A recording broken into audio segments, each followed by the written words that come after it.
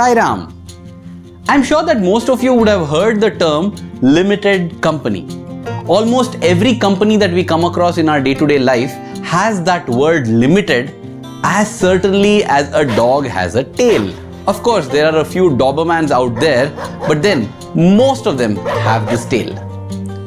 Do you know which is the oldest limited company known to man?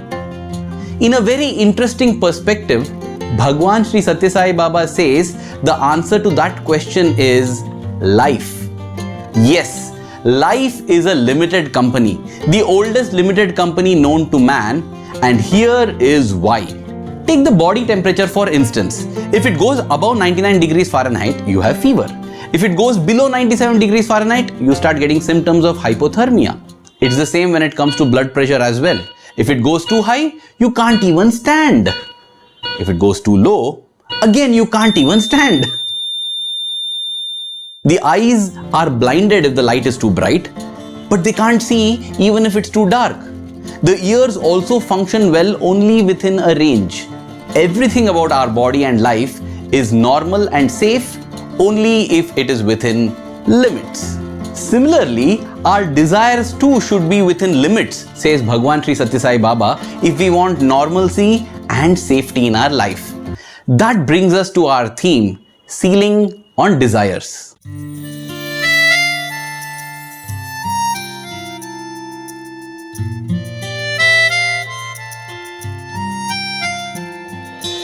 We already saw in this previous video how our happiness hinges on ceiling on desires. Lesser the desires entertained, greater is the happiness. So going by all that we have discussed so far, what is that ideal desire range within which our desires must be? Now that is a very difficult thing to determine absolutely. Now that is why Swami has given us a dashboard with 4 simple indicators which we can monitor closely and easily. The first is don't waste food. The second is don't waste money. The third is don't waste time. And the fourth is don't waste energy. The judge for all this, of course, is our own conscience. How many times do we order extra food at restaurants, take extra food into our plates, or leave behind food as waste? Speaking of not wasting food, I am reminded of a beautiful observation that a few students who had accompanied Bhagawan to Kodaikanal made. They saw that every day after the dining sessions, Swami would gargle his mouth with drinking water from his own tumbler. After that, he wouldn't spit out that water, he would drink it.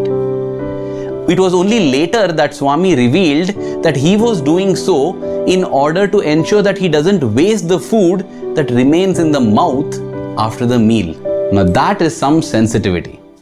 Let us remember that even overeating is a form of food wastage where we are treating the stomach as a dustbin.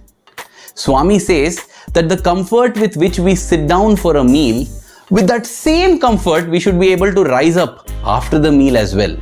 For that, we have to ensure that only half of the stomach is filled with food, a quarter is filled with water, and the final quarter is left empty. Next, we come to money. When it comes to money, I always feel I don't waste money, I just buy what I need. But then, do I really need what I think I need? It is precisely for these moments of doubt that Mahatma Gandhiji in 1948 gave a thought as a talisman. Whenever you are in doubt or when the self becomes too much with you, apply the following test.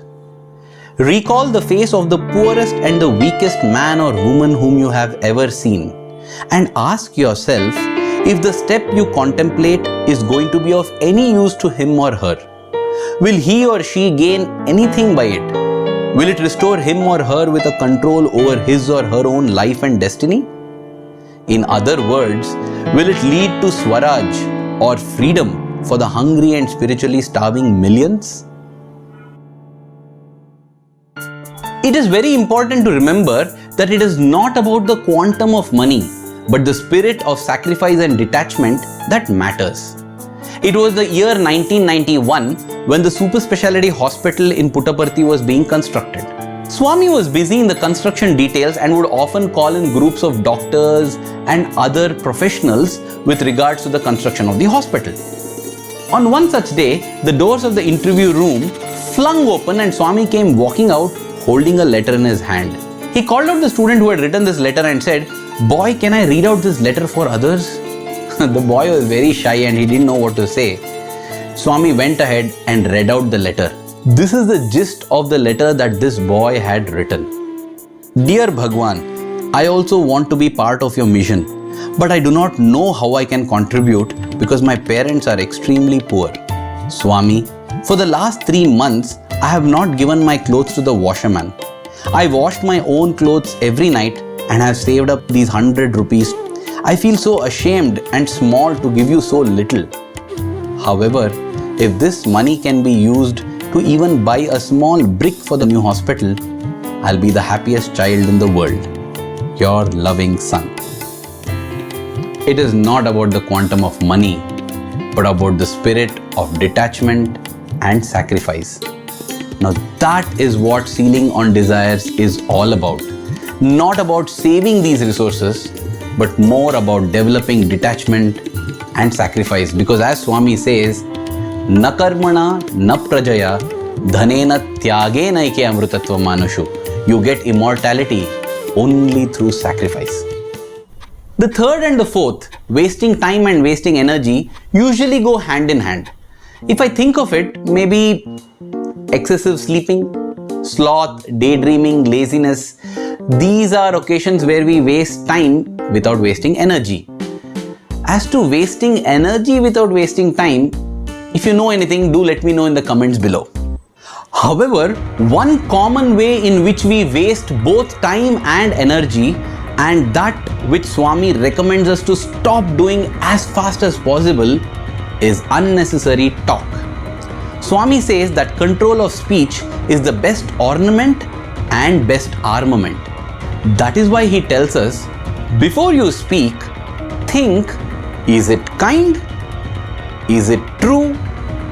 Is it necessary? And will it improve upon the silence?